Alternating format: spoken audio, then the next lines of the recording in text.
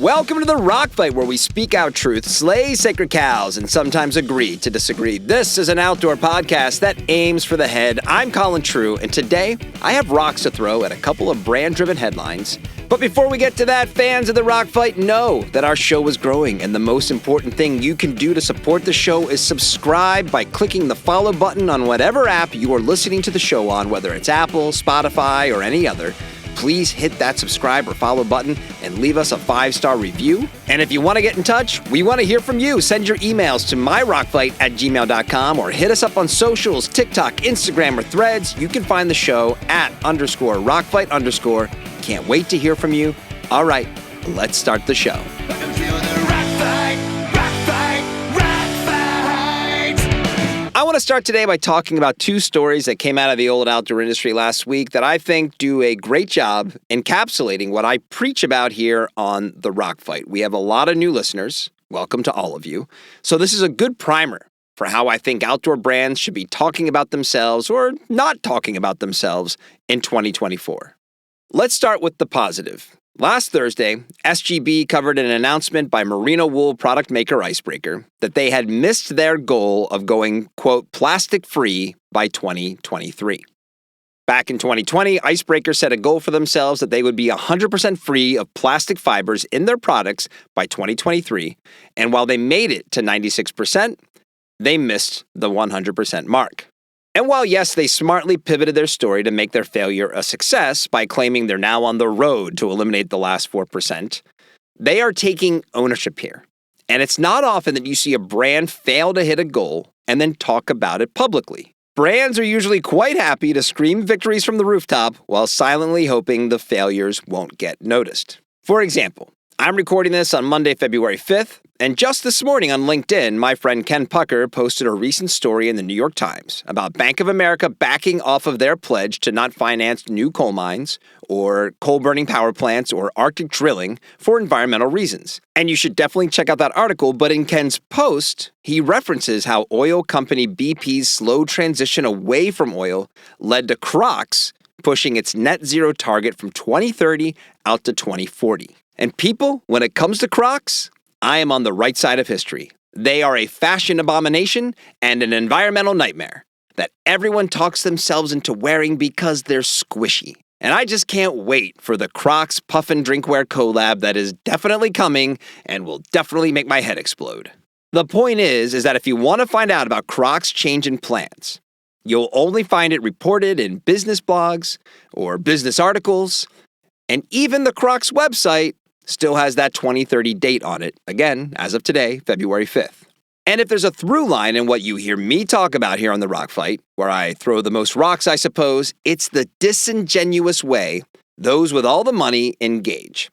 Consumers need honesty because they're going to buy emotionally, and asking them to police the poor or misleading decisions of corporations, even those who make outdoor stuff, is too much of an ask. So seeing a brand publicly highlight a miss, even if it's presented as a win and used to market the brand, is a win. The bar is so very low in these matters, but we have to give credit where credit is due. Also, let's not forget that Icebreaker's goal of no plastic in their products is a worthy one, so good on you, Icebreaker. On the flip side, we have Lululemon, who announced they are now offering men's footwear last week, which, on its own, makes sense and I honestly have no problem with. Lulu already offers women's shoes, and their new men's line is slated to launch this spring. My issue is that they're playing the innovation card. The launch video touts the technical acumen and innovative approach the brand took to bring these shoes to market.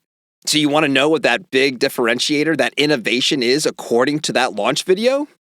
Using two different lasts, one for men's, one for women's.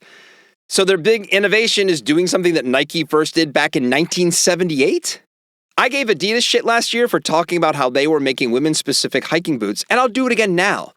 How can anyone sit in a room at these overstuffed companies, have conversations about how to tell the story of their new products, someone floats the idea of gender differentiation, and no one in the room says, yeah, hey, if we're now just understanding the difference between genders and products, we have a big problem.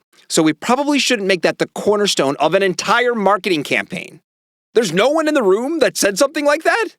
But poor messaging aside, I have one other question, which is, why do brands insist on claiming technical breakthroughs as the reason why their products exist at all? I mean, I know why. It's because they're too embarrassed to say the truth, which is simply line extension and revenue generation. Do you know how hard it's going to be for Lulu to, in a meaningful way, break into the top 10 footwear brands? Like, really fucking hard. Does that mean they shouldn't try? No, not at all. I think making shoes makes a ton of sense for Lulu, especially for men. I have no data points here, but my gut tells me that Lulu is not a brand that men just dip into. Like, there are not a ton of male consumers out there wearing some Lulu shorts with Nike Air Maxes, fit socks, and an Under Armour t-shirt. I often forget entirely that Lulu is also a men's brand, so those men who seek out Lulu, I think, have to be enthusiasts. They love the brand, the fit, how they feel wearing their products. And those consumers are going to flip their lids for some Lulu shoes. And that alone makes this something worth pursuing. But do not tell us you have figured something out in regards to how shoes are made or that you're doing something different.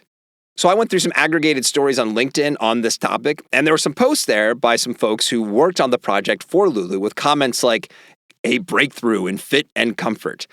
And look, that word breakthrough gets tossed around way too much. Look up the definition, and you'll see it means sudden, dramatic, and important discovery. Even if Lulu's men's shoes are outstanding in their execution, fit, and performance, they'll still just be rubber outsoles, foam midsoles, and an amalgam of different materials used by other brands in the upper. What would be so wrong with Lulu making really good men's shoes and just saying, hey, you know, people like our brand. They like our brand so much, we think they want to complete the look with Lulu shoes on their feet. And you know what else? It's a great opportunity for us to grow our business. So, introducing Lulu Shoes for Men. There's nothing wrong with that whatsoever. So brands take note. A little bit of honesty to go with your earnestness can make you a hero in the public's eyes. And like I always say when I'm applauding or criticizing a brand, anyone at that brand is welcome to come on the show and tell me why I'm wrong. Please, let's hash it out. myrockfight@gmail.com. It's happened with Outdoor Retailer. It's happened with Rab. So hey, Lulu, who you got? I think my buddy JJ just got a job there. JJ, come on the show and let's talk about shoes. All right, that's the show for today. I want your feedback on all things Rockfight, like I said at the beginning, so send your emails, myrockfight@gmail.com. Hit us up on socials @_rockfight_, and make sure you're subscribed to our newsletter. Go to rockfight.co so every Sunday you get news from the front in your inbox. There's stuff in there you can't get anywhere else, so sign up for the newsletter, folks. We'll be back on Wednesday with more outdoor ideas at Aim for the Head. The Rock Fight is a production of Rockfight LLC. I'm Colin Truth. Thanks for listening. And here to take us out, he'll show you where he drank on the job and hung out in that parking lot. It's Krista Makes with the Rockfight Fight Song. We'll see you next time, Rock Fighters. Rock fight.